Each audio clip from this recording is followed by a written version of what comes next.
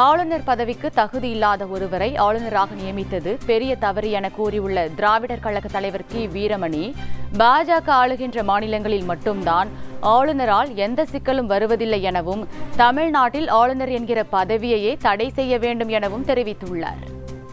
ஆளுநர் தகுதிக்கு இல்லாத ஒருவரை ஆளுநராக ஆக்கியதுடைய விளைவு முதல் பலன்.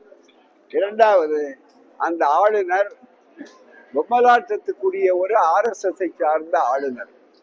ஏனென்றால் அவர் ஆளுகிறார், டெல்லி ஆட்டுவிக்கிறது. பெரிய மாற்றம் ஏற்படும் பூ வியாபாரத்துல. நன்றி, வணக்கம். நிறைய மாலைகளை கொட்டுவார்கள், நிறைய பூ வியாபாரம் நடக்கும். ஆகவே நல்ல மாற்றம் ஏற்படுகிறோம். குறைந்த விலையில் ஏற்படும், மதுரை மல்லிகை உட்பட அதிக விலை ஏற்படும், பெரிய மாற்றம் ஏற்படும். நன்றி.